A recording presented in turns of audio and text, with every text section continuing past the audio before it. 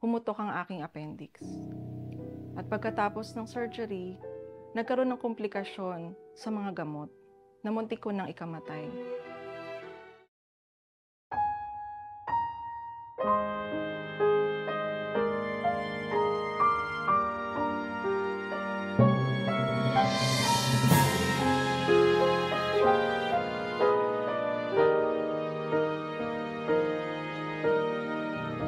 Ang pagkasama namin mag-asawa, madalas kami mag-away. Maliliit na dahilan, away talaga. Dahil napakaselosa ko po noon. Dagdag pa yung pagiging bisyoso niya. Umiinom siya. Kauwi siyang umiinom, gabi nang umuuwi. Hindi matatapos ang linggo o araw na kami ay nag-aaway. Dahil sa bata po kami naging mag-asawa ni Sis Joyce, naging magulo po ang aming pagsasama. Selosa po siya, at dahil sa kabataan, wala siyang alam na gawaing bahay. Kaya ako na po ang gumagawa ng mga dapat niyang gawin. At lagi po siyang nagseselos, mainitin ang ulo, at madalas po kami nagtatalo. Taong 2001 po, nung masimulan ko po ang pakikinig sa kapatid na Ellie sa SBN 21 po. At Mayo nang nagkaroon ng doktrina, tuloy-tuloy ko na pong napakinggan ang doktrina hanggang sa ako po'y mabautismohan.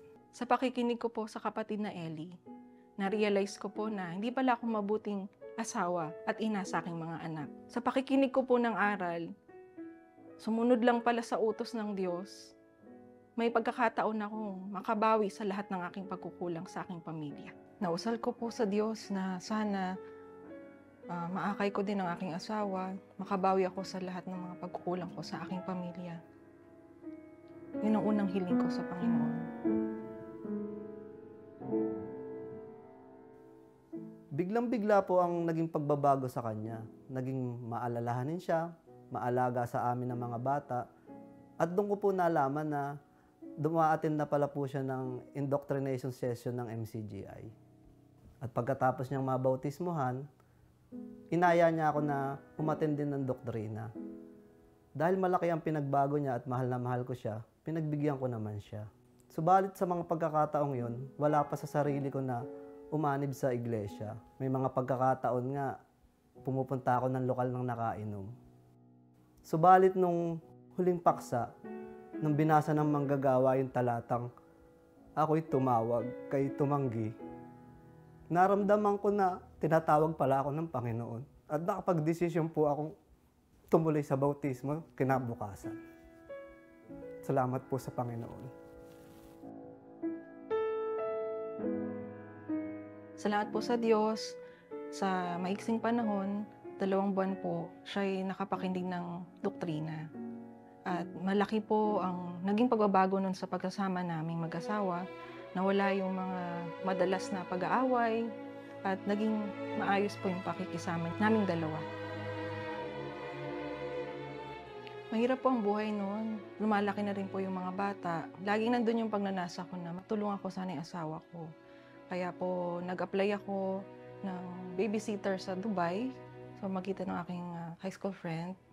Kaya po nung panahon na yon, marami pong napapabalitang naabusong OFW. Kaya nagpasya po ako na humingi ng payo sa pangasiwaan. Ang payo sa akin ay huwag akong tumuloy dahil delikado nga po ng mga panahon na yon.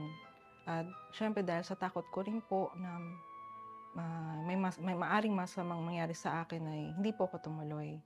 Pagkalipas ng ilang taon, nabigyan uli ako ng pagkakataon na makapagtrabaho sa abroad, pero may pangyaring hindi ko makakalimutan. Bago humalis, pumutok ang aking appendix.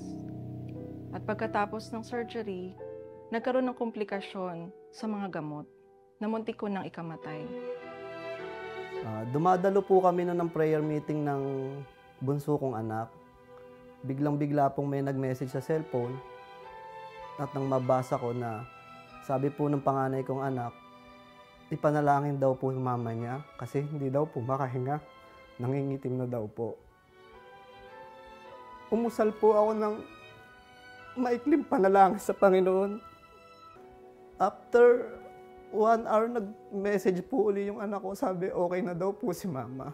Tiyempong natapos naman din po ang pagkakatipon ng mga oras na yun.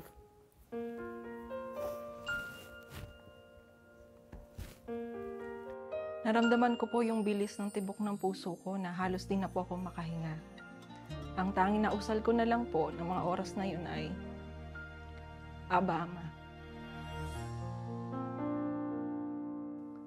Naramdaman ko po yung pagliligtas ng Diyos. Naramdaman ko na unti-unting bumalik yung aking normal na paghinga.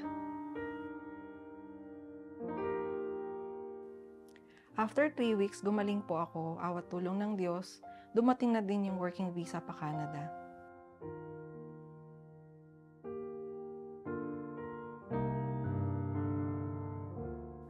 Baon-baon ko po yung aral ng huwag magpabaya sa pagkakatipon.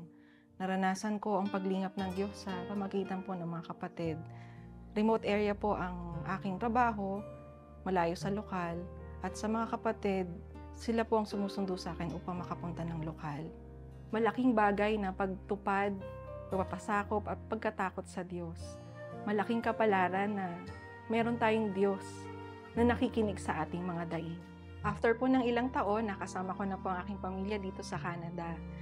Sigla po ako nakakapagpatuloy bilang kid servant, ang aking asawa ay group servant, kasama po ng aming mga anak na bahagi ng MCGI production team. Ako po si Sis Eleanor Joyce Ang, at ito ang istorya ng aking pananampalataya.